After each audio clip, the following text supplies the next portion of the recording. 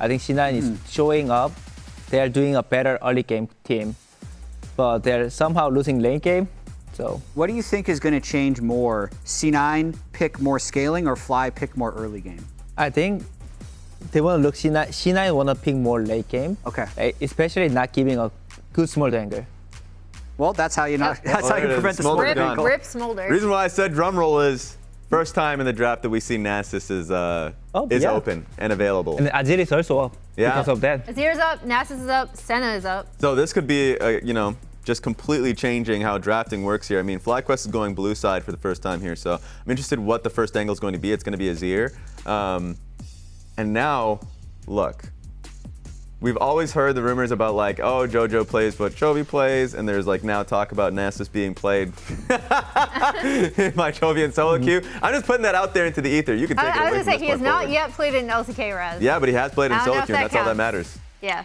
Also, this case, Senna is also up for the first time in the series. True.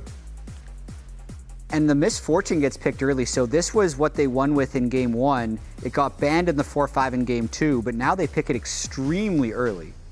What's some of the concern around Senna? Because Senna is the pick that's either getting completely banned away or like teams are not touching it. So what's the concern about running Senna if you were to play it? I mean, with the Senna, like sometimes it's hard to make a good comp, but like against Senna, this champion is just bullshit. So it's like a small door, right? Like you don't know when you lose. So it's headache champion. This is actually really interesting that Bwipo can just get a free Renekton once again. I actually would have kind of expected that C9 would prioritize this over the Corki. What do you think? Especially, I was going to say, especially since it's such a big Thanatos champ, right? It's something that we know he can get like really early laning leads off of. I think even though like Bwipo's Renekton was behind in the early game, I think he was still useful. So like in case like if he's ahead, he's gonna do more useful. Yeah. So I think it was not a good choice to give up Bwipo or Renekton. And then I think FlyQuest's scaling is still better right now, even though there's no smolder. Yeah, I agree. And if C9, they'll probably just pick the Ksante again here on 3. Oh, Unleash him! Dog cover. Unleash him! Jojo's such a troll. Yeah, now C9 need some AP source in the jungle. So let's see like what FlyQuest is gonna ban it. What do you think Blaber would go for, actually? Lilia's already banned, too. Because Lilia's down. I mean, Zyra and Brand exist, but they've been taken down a notch. I think FlyQuest is gonna ban like Brand and Zyra probably. I don't know what C9 is looking for. I think he should find out the first AP jungler. And then FlyQuest is holding their entire bottom lane. C9 do the early ban of Kalista because that's what Massu is so good at. What type of bot lane do you think completes the FlyQuest composition the most, Core? I think FlyQuest's 1-3 has a decent balance. So whatever FlyQuest bot lane can choose, like, makes sense. They're kind of free to pick whatever they want. Man, one pick that I'm looking at is Ashe here, just for FlyQuest. I mean, they already have decent amount of setup if you have an Azir, ulti, and all that. But I think Ashe would make it much more clearer. That being said, even if you were to ban Brand and Zyra, the Nidalee is still available. That's probably why they're dropping into 4-5 jungle, just because they do have options. That being said, goodbye. There goes that. Yeah, never mind. So like typically Massu really like the Varus and Kalista. So in this case, like they could pick Varus and then tank support. And then at that point, like Nidalee's damage is probably not enough. I think C9 probably goes support first, I would imagine, with Leona still being open and unlikely to get banned. They ban Alistar instead, so they're kind of saying Blaber can have Zyra if he wants it. Really interesting. Yeah, especially since Zyra does give a lot of setup. Oh, Senna. No, Senna comes down. Wow. Support Senna for MF. That changes everything now. Yeah, I think C9 filled up their scaling value from the support. I think this Senna champion is like really huge Joker pick. And now how does FlyQuest go against it? Because is Senna MF enough lane dominance, or can FlyQuest get a comp that can actually punish it early game? So I think FlyQuest can, when they have Ivern, like it's good to pick melee support anyway. And then they just pick melee support and then try to find the 2v2 kills.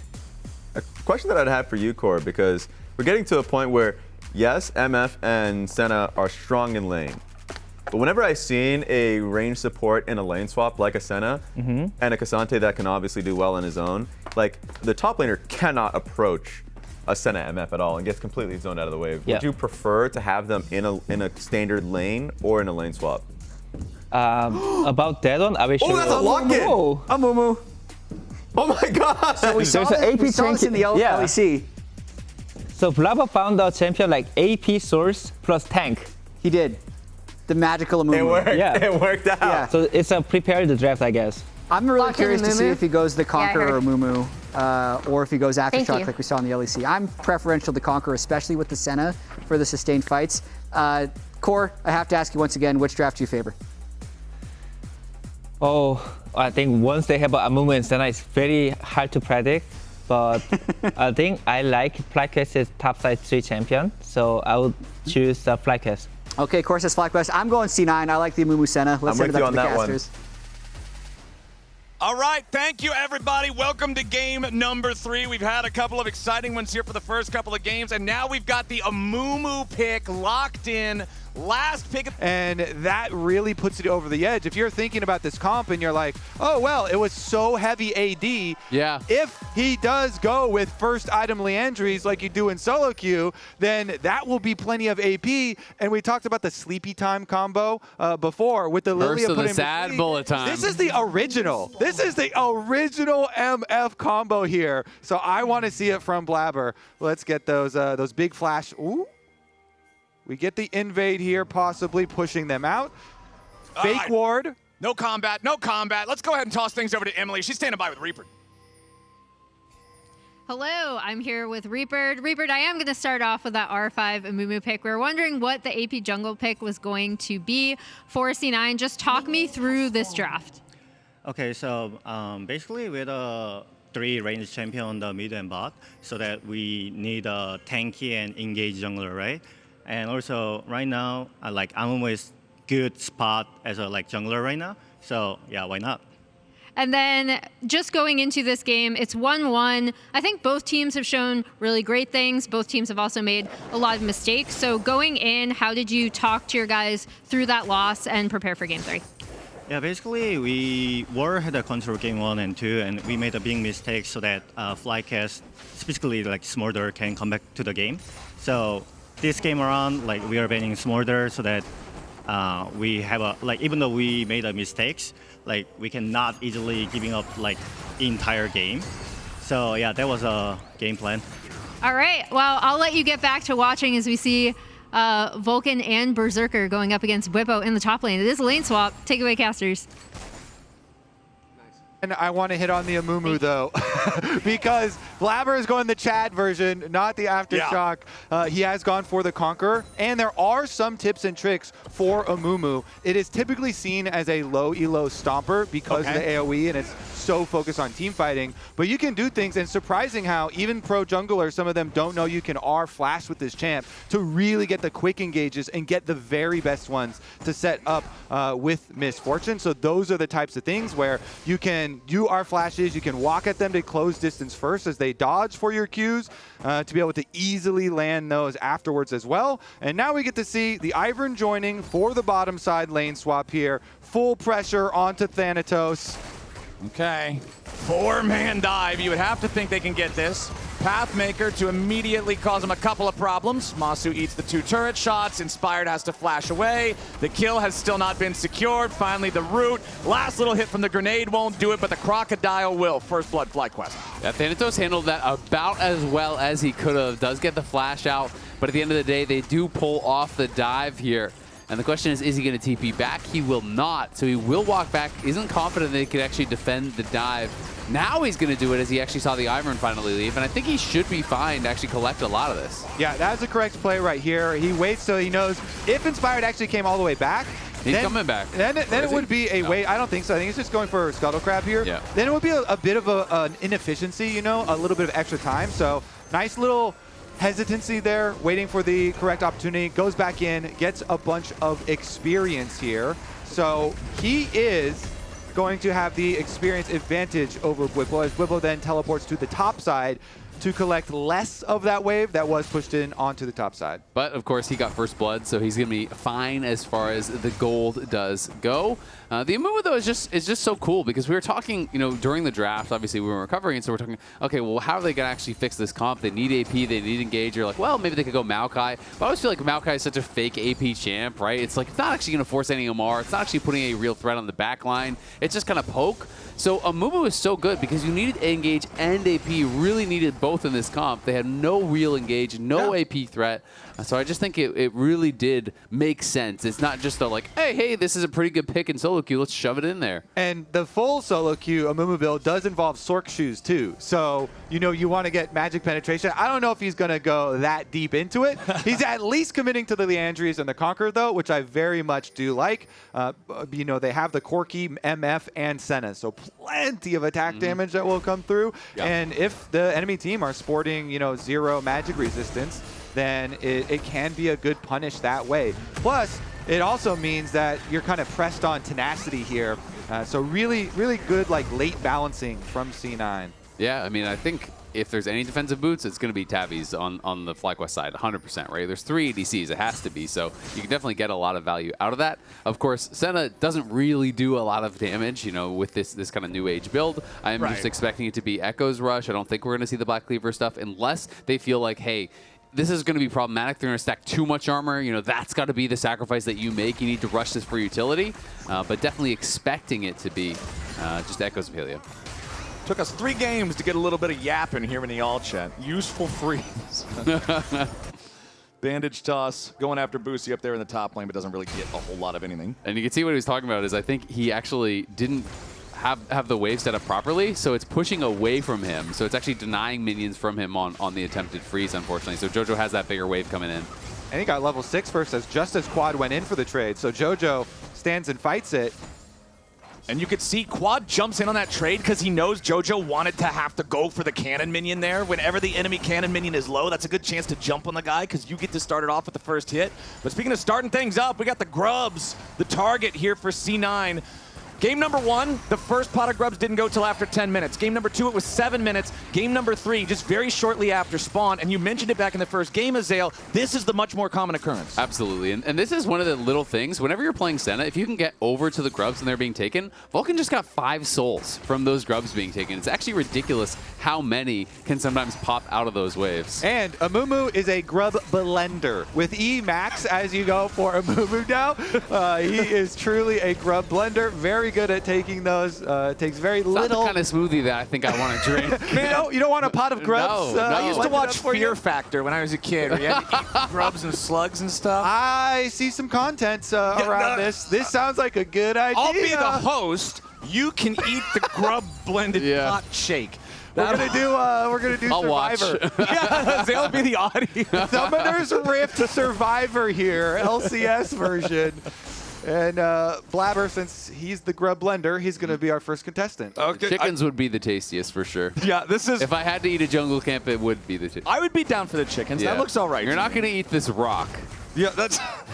So what about the Gromp, though? Do you have refined taste to eat a Gromp? Man, no. half of all of my meals are an unnamed taco fast food establishment. I don't think my palate could be defined as refined. The Gromp used to have a poison buff when you took it. Oh yeah, it's like a tree frog. Exactly. Yeah, but they took that away, right? It's fine, right? They balanced the taste. They balanced the taste. All right, so level 6 now here for the Amumu. The key, always the ultimate with this champion. Flash at the ready means that you are a giga playmaker. And this is going to be the classic combination with the Misfortune, so hopefully we do get to see that one this time around too. They already had the synergy last time with the Lilia, so Cloud9 once again investing in these big AoE combinations for themselves. And this time around, it is actually even more powerful for a full commitment, right? You always want the all-in, and you don't want to let your opponents leave the fight once you start it. You've got the Senna shield over the top. This whole series has been FlyQuest laughing at them. Ha, we've got an Ivern. The heals and shields are so annoying, right? Well, now Cloud9 are going to be like, well, we've got the Senna heals and shields. So the playing field has been equalized for later. We will get to see that. 9 minutes into the game, still just the single kill on the board. 90 seconds remaining until our second grubs show their faces here on the Rift. I'm curious how much of a fight we're going to get for those. We know you don't want to surrender the 6 grubs, even if there's not something like a Ziggs in the game. Still, when you have the Corki and the Misfortune working together, you can tear down some turrets pretty quickly. Berserker versus Massu, both just farming here in mid lane. As the top side Renekton versus Thanatos matchup is much more like game number 1, where it's just strictly uneventful unless Renekton accidentally gets a little too close and gives the Ksante that angle. Yep, Bwipo maintaining that gold lead he got from that first blood.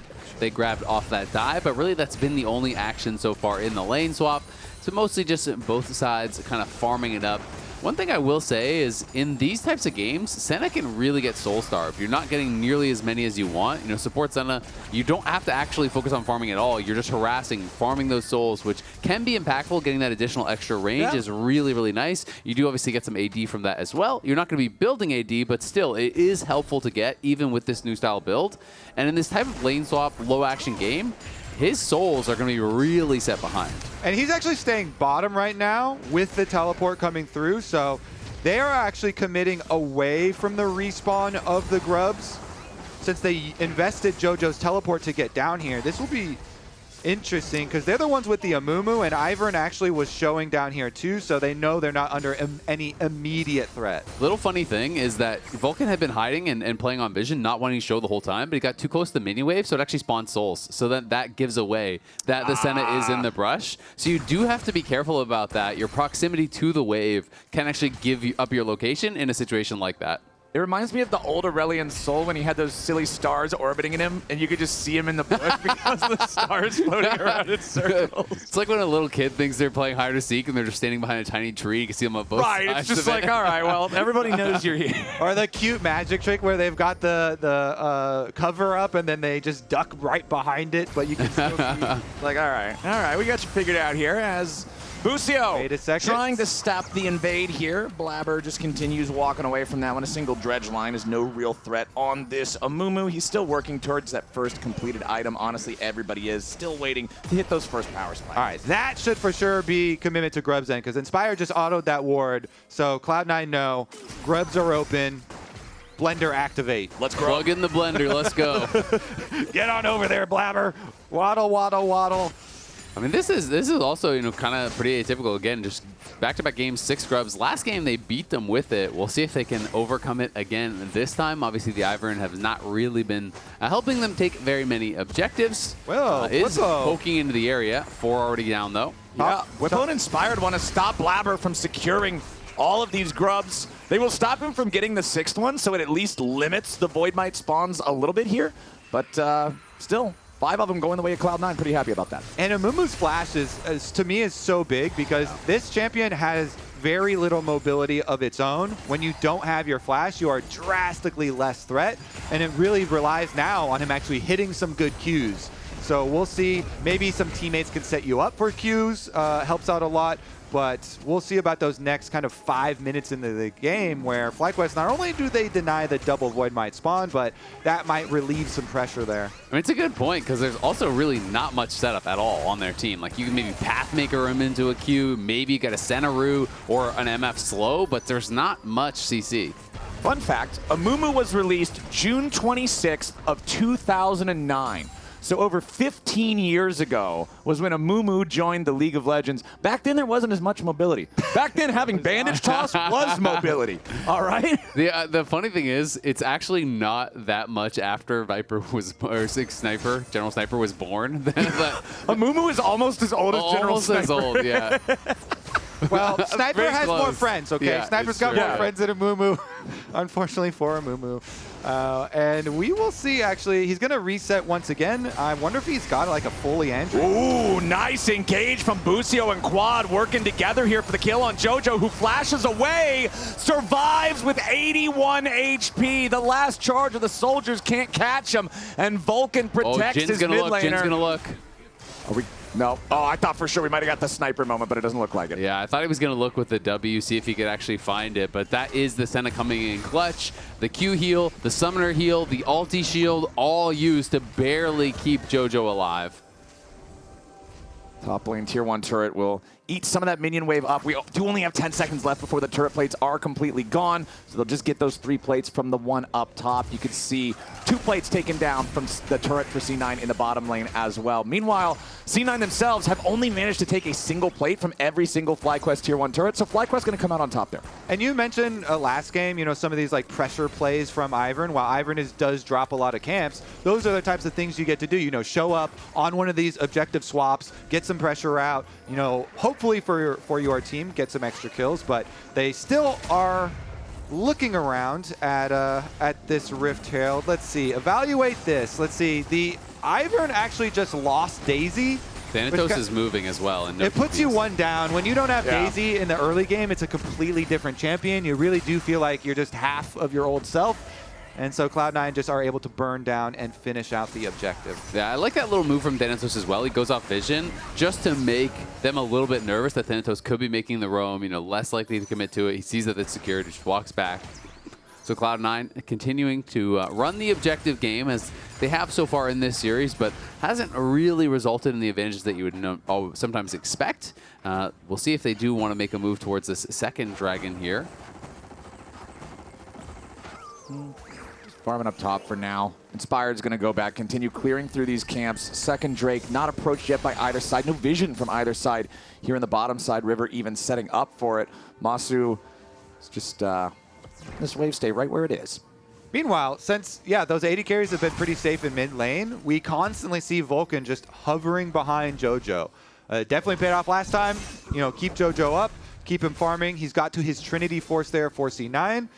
And again, this time around, they're going to have quite a lot more sustain for some of these fights with the Senna if Vulcan is able to keep safe himself, because this build that it got so popular, and then you mentioned off the changes with AP ratios with the echoes of Helio Rush. Sometimes the Sennas do get picked and are a little squishy, but as long as you have pretty good positioning here, then you should be able to stay safe. Their front line is pretty beefy. Yeah. Definitely have to position well, especially you have very little XP. He's been running around in this lane swap, right? He is a lot of levels behind. What item would you expect next from the Amumu here if he's going to go, you know, kind of this AP route? I would go full tank. Solo queue, it is usually a Sunfire. And since, of course, he's gone with the Merc Treads here to deal with the CC, I do expect armor tank item. It is up to you which armor tank item you do prefer, but Sunfire is the general solo queue one. Well, Sunfire also gives the ramping damage on the Immolate as you're in combat, so you are going to get more player damage out of that, whereas Hollow Radiance is more about pushing the waves with the on-kill minion explosion. So I generally feel like, you know, if you're trying to scrap, if you're trying to carry, Sunfire feels better to build. But the Herald's going to be summoned up in mid lane here by C9, used to take out the Tier 1. But they lost the race. Quad actually got the Tier 1 top first, so they're a little bit slow to summon that, and as a result, that additional gold is going to go into the pockets of the Azir. Here, Cloud9, though, will be able to take the dragon off the back of this. And so let's find out, again, what soul it will be. So I could also throw out there a Zeke's Convergence, because that is more pro-skewed as a tank item. And it's not full armor, but it does give you more cooldown reduction and is very cheap as well. So you kind of get to go with Ivern on support item, cheaper builds for you as jungle. So there are a couple options for him there. I kind of like that too, because there's also an Azir you have to deal with, right? So, you know, having a little bit MR in there is going to be pretty nice too. Plus, I like stuff that already does what you do, but does more of it, and it creates a circle of damage around you. On your circle. And you are already creating a big circle, and then your W is a little circle. As Quad has to try to get the hell out of town before he's the victim of those circles, but no, sir. This dude is in some serious danger as he tries to escape, summoning up the Sun Disc, using the soldiers. Jojo in hot pursuit, but Busio has arrived for the clutch save. And now with no mana left on Jojo, the copter crashes, and Quad fired the missile. Oh man, they're able to take him out. The over chase there. Blaber committed the flash even to get that. They get no summoners except that one TP. End up dying. Quad putting up that Azir turret just made Blaber turn around and the rest of the team turn around, but Jojo wanted to finish, and guess what? It's Redemption. The cheap support item from Ivern. They came in to heal him as well to buy the extra time. So here is the turnaround point. Tower's up. They don't have the damage with the Senna ult, and then the Azir ult goes through. But Blaber's like, all right, we're kind of out here with the chase, and Jojo wants to continue. Really good dodge on the big one by Quad, but also with the redemption healing, he had plenty of HP there. Yeah, exactly. I think his thought process was, I have the big one, I hit that one more auto, he's dead. You know, maybe worthwhile, but definitely an overchase. Ran out of mana, gets punished for it. FlyQuest definitely happy about that one. Yeah. As that Azir is getting really strong now. Azir is now up 1K and was actually pretty behind before he started going side lanes. You know, was down a couple hundred gold, so in a really good spot now. 2 items done, took that first tower, got solo gold on it, gets a kill now on Jojo. Especially important when you consider the fact that the other big damage threats on the team are both physical damage. He's really the only AP. I don't count Ivern. I'm sorry, Ivern players. You can see Ksante is going to be very tanky against that physical damage. So I like that for FlyQuest. 1,000 gold ahead, but C9 still up both of those first couple of Drakes. It is a Hex Soul yet again. Very, very valuable Drake Soul, no matter what kind of a comp you're playing, no matter what champion you are. Even the individual dragons offering attack speed and ability haste is super useful on any champion in League. So FlyQuest does not want to allow C9 to continue stacking those here in about 2 minutes time. And we'll just have to see, you know, how FlyQuest approaches this time, because both of the last 2 games, they just gave up the 3rd dragon and didn't fight, but largely it was because they were waiting for Smolder stacks. This time around, I don't really think you have to wait at all, right? You already have the early 2 items here for Quad. He's pretty much ready to go. Massu very likely will have his 2nd item by the time that next dragon spawns also. So I feel like FlyQuest should be down to fight. I don't think that they need to just sit back. I like this slight adaptation too, where Inspired has actually gone 2nd item Mikhails instead of waiting for 3rd, because they're playing against Amumu. Yeah. and that needs no explanation. Very, very critical item here to be able to save someone. Berserker back on the misfortune. I'm also going to be looking to him to have a better performance here in this 3rd game versus game number 2. I felt like the Ziggs, I mean, we mentioned how he only had played it 1 time before in his career, 3 years ago in LCK Challengers. It didn't really feel like a Berserker champion, right? Yeah. We feel like we want to see these guys on big carries. We feel like we want to see these guys on, see this guy on marksman. I feel like he played fine. You know, it wasn't like he was the reason they lost the game, but it was also like he wasn't having that big impact that you expect from Berserker, right? You know, there would be this explosive moment where they have a great engage, or they have something coming in, and you expect it to be Cloud9 running over the fight, but it just wasn't really there. And it did feel like FlyQuest kind of played around the fact that he was the Ziggs, mostly just full sent everything on Jojo, and then Cloud9 was lacking in consistent damage, right? Because the Ziggs really wasn't able to kind of get it over the top and finish off those fights. So I think FlyQuest played that out really, really well. But this time you do really have to worry about Berserker, especially because he has some of the best setup ever with Amumu for that bullet time. Well, he also has Lord Dominic's regards. I'm going to be a hater on this. When you're up against Ivern and Renekton, there's a lot of healing. I feel like the Mortal Reminder would have a lot more value in that situation, but who knows? Maybe the extra 10 AD ends up being the difference between life and death in one of these close moments. It's so interesting because both the last games he went Mortal Reminder, and the previous game they actually had Mortal Reminder and Morelos, right? So they actually were really worried about the heal cut, and this time, you know, no one going it just yet.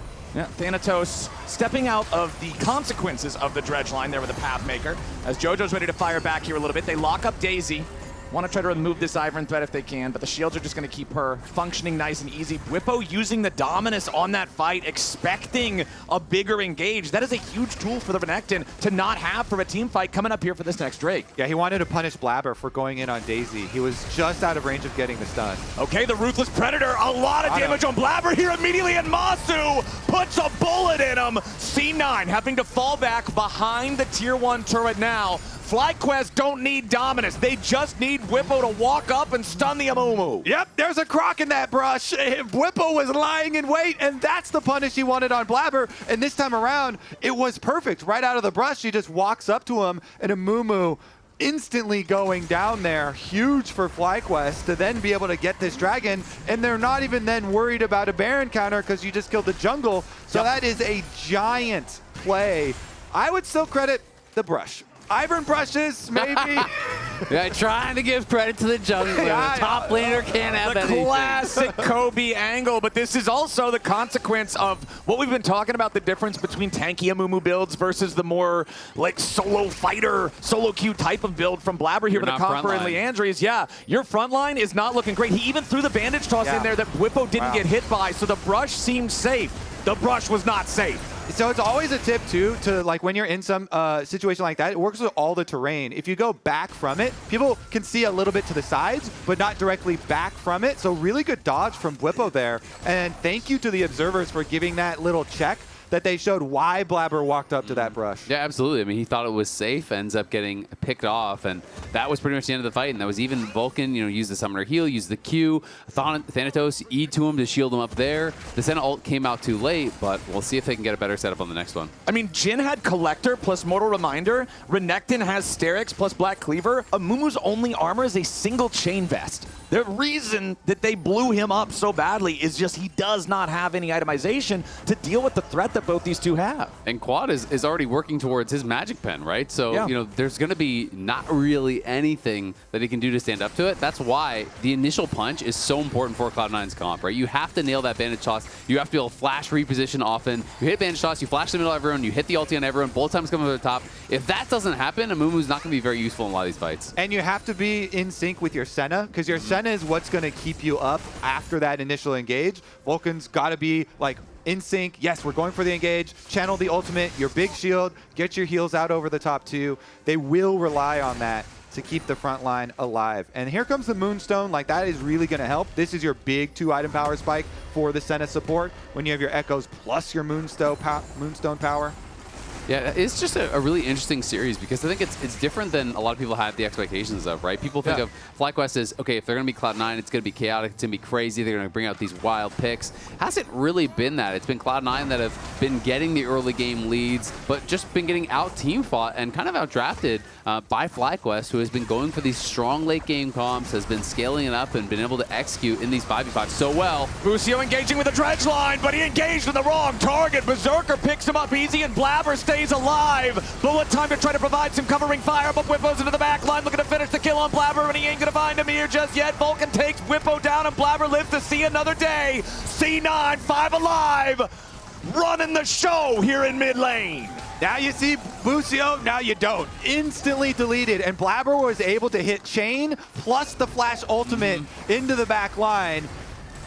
Quad is back, though. He's going to TP in, and they're going to look for a contest here. Inspired does have Flash available, but can he get in range? 3.5 v5. Daisy summoned up here to be the front line. Blaber is down to about 300 HP. Massu, Inspired, and Quad trying to step up, force Thanatos into the picture. Thanatos is still burning away to the entries. It is stolen by Inspired. FlyQuest at their darkest hour rise to the occasion and stop Cloud9. A triple kill for the Jhin, for Massu. Another one about to come through as the dredge line connects and FlyQuest are buried in a shallow grave. FlyQuest wins. Cloud9 are. FlyQuest wins the one that matters. Clean! Honestly, we got there. Just as clean as Cloud9's Baron take. Yeah, I mean, they really wanted to keep Inspired out. I want to watch this one more time. Did he actually hit the Q and use that to get in to get the smite? How did he walk all the way in? This got awkward because no one was tanking for Blaber. He's like, I'm going to die, guys. Vulcan does get a heal on him. Thanatos was trying to body block, but Quad and Massu are just taking him out. They push him down. You can see Corki then gets hit by the Q, and that's what let him in. The Q hit on Corki, rides it in, steals that, and it's a disaster for Cloud9. Baron, massive gold lead as well. Go the way of FlyQuest. They are close to taking this second game.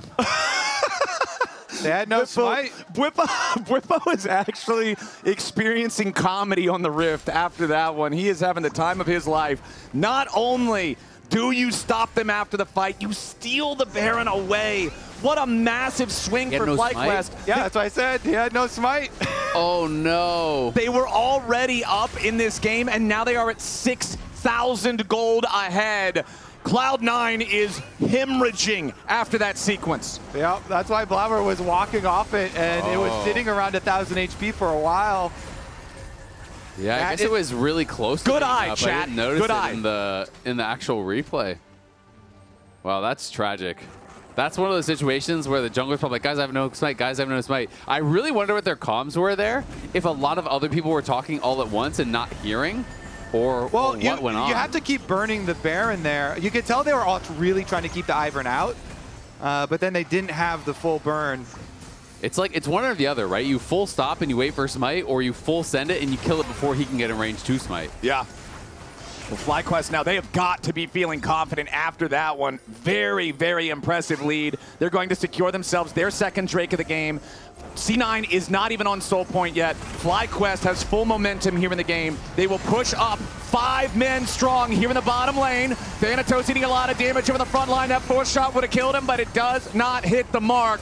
FlyQuest using the Baron empowered minions to keep the push going. C9 just trying to stay alive. Those Senna heals reinforcing the health bars for as long as possible. Busio just removing some vision off to the side.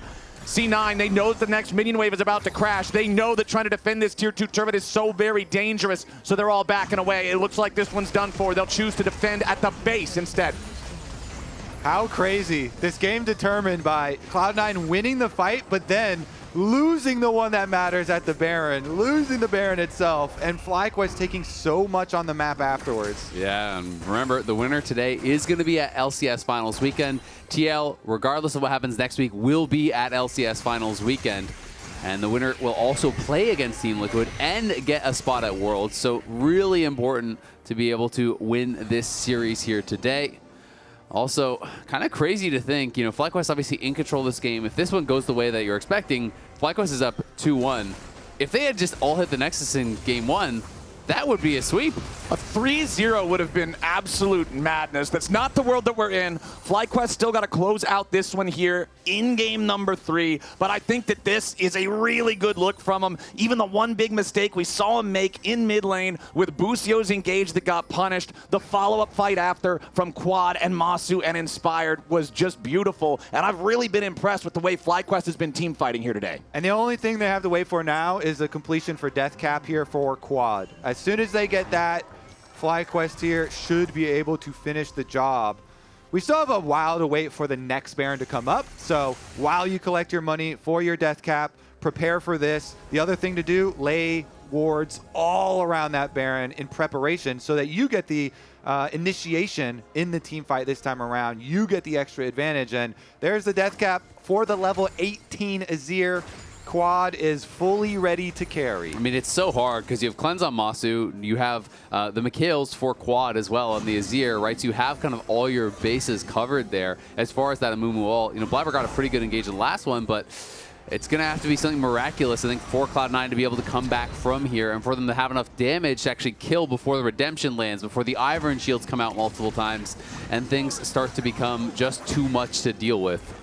You guys ever seen any of those pictures that people take near spots where you can go skiing? The sign with the skull on it that says you will die? That's what Cloud9's jungle feels like right now. Thanatos trying to lead the charge in. Busio's getting killed first. C9 with a nice pick on that one, thanks to the top laner. Thanatos trying to step up here as Blaber goes over the wall. A big flash for the ulti. It's 1 kill onto Quad alongside the earlier one on Busio, but FlyQuest is still trying to stand and fight back. C9 taking control. It's a 4v3. A beautiful play from Blaber to reposition for the Curse of the Sad Mummy and set up for the kill on that fed enemy mid laner. C9 now with a man advantage, now keeping the health bars filled up thanks to the Senna healing, has control over the Rift once more. Another R flash from Blaber. As you say, beautiful. It was that ultimate, plus he earlier blew the cleanse from Massu with his chain, then backed off a little bit to then go for the moment to set it up for Berserker's ulti here. This game is delivering still, even with the huge gold swing that we just saw. Look at the pick that they get onto Busio. But you can see, you know, this is all set up here by Thanatos. So well done. Pathmaker, the root, flips them back, ultimate of the team, out of the hook. They get that initial kill. And it's kind of set up by Busio hooking in also. It's kind of a similar situation to last time. Busio goes in and then they get the kill, but that was the key play right there from Blaber. As they're able to get a huge, huge lead in the team fight with the extra kill and then chasing out Bwipo as the front line.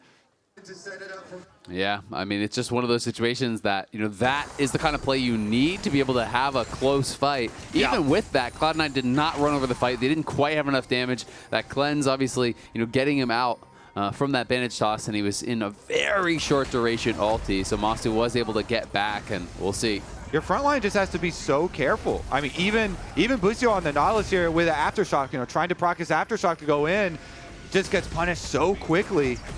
Now the problem was there wasn't a whole lot to win from that. Bwipo's going in, but he's losing a lot of health very quickly. FlyQuest top laner dies at the start of the fight. The rest of the team can't follow up. Busio getting a surge of healing through the redemption of the Ivern, but C9 has now killed one of the main frontline threats of FlyQuest right as the Baron spawns, right as the Dragon spawns. If the previous fight did not have enough rewards, now they've got a second chance. Blaber used the Curse of the Sad Mummy there on Bwipo, so they gotta watch out for taking any crazy fights just yet.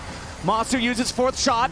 Quad still has the Emperor's Divide ready to go. FlyQuest falling back into their own jungle now as C9 will regain control over the bot side river. But critically, FlyQuest had not allowed C9 the same amount of dragon control in game 3 that they did in the first couple of games. So it's still not a soul for C9, but they will move to soul point. Are they going to try Baron? He TP'd top. Yeah, I think they are. They have to be, otherwise that was a completely wasted TP. There are Hex Gates, so Hex Gates means that C9 will respond even quicker. But Azir really burns this thing. This is Azir with a death cap with 4 items. I like that because even though Inspired and Massu walked over the Cloud9 ward to get up towards the Baron, they didn't see the Azir. Jhin and Ivern are not a fast Baron take, but you throw Azir into the mix and FlyQuest just sneaks that Baron away from him. It's a really good save and answer here from FlyQuest, but I still think they need to review the last couple of team fights and look at the frontline difference. Amumu is king of frontline for a reason. Like the CC that he brings with multiple Qs plus the ultimate has been locking up whichever FlyQuest frontline tries to engage. Whether it's Busio or whether it's Bwipo on the second time, gets locked up and immediately taken down. So they really have to have a better angle to go for with the DPS right there, or be able to start it out with your stun, with your big follow-up here, because Cloud9, it really just matters much more to get the CC. I mean, it just felt like Bwipo was playing way too overconfident in that last team fight. I mean, he TP'd and kind of just walked straight up, and I don't think he considered that they would use the ulti on him. I think, he was thinking, okay, if they use the ulti on me, it's probably going to be a lost team fight for them, but they just killed him so fast. And you have the coverage, like with the Misfortune ultimate, that's why this combo is so goated. Can't defend them, yeah. You can't get like your counter engage because the Misfortune ult is coming over the top. So even though you've invested Amumu ult just on frontline, the backline couldn't follow up. So one thing I'm noticing that's very interesting as we're hitting very high item power spikes for a lot of champions in the game. Bwipo, again, almost in danger of getting caught out there. Both carries on C9 still only have level 1 boots, which is something I feel like you don't see a lot of the time in a 36-minute game. But Massu's opening up the curtain call. Jojo's going to eat the first 2 shots. They are just going straight for the tier 3 turret. FlyQuest again just take objectives so quickly. Look at Thanatos. C9 cannot respond in time. Thanatos coming around from the side, but critically gets slowed down by the Jhin trap, but immediately responds with an all-out on Bwipo, trying to bring him into the rest of the C9 squad. It's not going to be enough. Both top laners forced to use their ultis there. And that's it. FlyQuest got the tier 3, and now they're getting away. Yeah, nice attempt at an angle there from Thanatos. Pulls him into the team, but the redemption plus the ult gets Bwipo out to safety, so good response from them. And they just kind of outpositioned Cloud9 in this case. Cloud9, I think, thought they were going to slow play it, try to get some sort of a wraparound, try to be a little bit clever, coming, maybe look for an engage from the jungle. FlyQuest just barreled down mid lane, took the tower. Yeah, FlyQuest were basically a couple seconds ahead. Thanatos, maybe if he had been able to go quicker for that flank and actually catch them at the front gates there, but they invested the Vulcan ultimate, and then it was like a second delay before the Ksante even came in, and FlyQuest saw him. So we'll take another look at another setup as they actually send Jojo topside here. Corki with no teleport is going to clear the wave, so Cloud9, they cannot get engaged on. Yeah, they have to be really careful. He's now going to be basing. And while we just have the brown bags on the feet of both the C9 carries, they're obviously behind. They don't have that extra gold. We're seeing some luxury items coming in over on the other side. Massu now, who is deathless, has the GA completed and is a full build at this point. So you're going to have to take him down twice. He has the cleanse. He has the Ivern. They have a Mikhails. There's so many things to get through. So it might just be one of these situations where, like you were talking about in those last fights, Kobe, where Blaber's just having to use ult on frontline and try to focus down the frontline first, not try to go for this full send dive, because if you flash into the backline, throw down the ult, and they just cleanse and get out of there, well, you're isolated and you're going to die. And the best thing for Amumu is if you get the Q frontline that's charging at you and using their mobility towards you, and then you R-flash over their heads, basically. Hit everybody. Yeah, so you still clip their frontline with the backside of your ultimate, but you R-flash the rest of it into their carries. Of course, that is on FlyQuest to not group up. It is multiple times we've seen these AoE wombo combos, so should be drilled into their heads right now, not to group. So, 45 seconds, my friends, until what would be Dragon Soul for C9 spawns. However, if they don't secure it, that would then put both teams at Soul Point, guaranteeing a bloodbath for the 7th Dragon of the game. And I'm just going to say, it's kind of crazy how gold has just not really felt like it meant much in this series. Like, gold leads have not really meant a lot. Cloud9, lost with multiple gold leads, lots of fights. Now, FlyQuest in this 3rd game, they've had a big gold lead for quite a while. They are still going neck and neck in these fights. It's really all coming down to the execution. The TPs are coming in. Bwipo has a good angle here. He's not spotted. He's already used the dominance. He's tried to find his way onto Berserker, but so much damage going right back into the Croc at the same time. Flashing away to barely survive. C9 with a nice response in what looked like a very scary situation. Jojo eats a little bit more damage from the soldiers on the back end of the fight. Busio wanted to flash in for the dredge line, but he ain't going to find it. Thanatos stopping everybody else from getting into the fight, but now he's about to die here to the Ignite. It takes him down. Quad with the first kill. The TP's behind him. Secured the Hex Soul, but at what cost? Bwipo's ready for re-entry, and Jojo cannot get away. Blaber and Vulcan now caught in the Emperor's divide. They fall before Quad. A double kill for the FlyQuest mid laner. Hex Soul be damned. Emotes be spammed. FlyQuest is on the victory march. Oh, it's only Berserker here. He's got no chance at defending. The dredge line sets it up for the deadly flourish, but he cleanses to get away. That bullet time hits a whole lot of air as the inhibitor bot lane falls. The minion wave will be escorted in. 40 minutes into the game, 6 dragons taken, so many team fights, a dredge line onto Berserker to end the whole thing. FlyQuest moves to match point.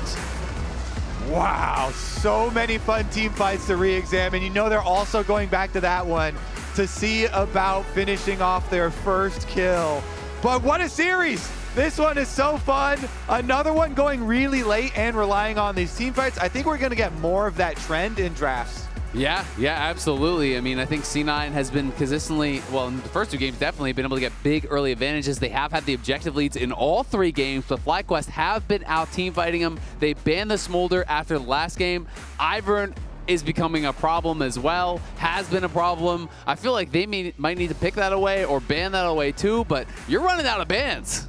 This is turning into the series that I was hoping for. In case you guys missed it, you can also now subscribe to the LCS Twitch channel. Paid and gifted subs will unlock an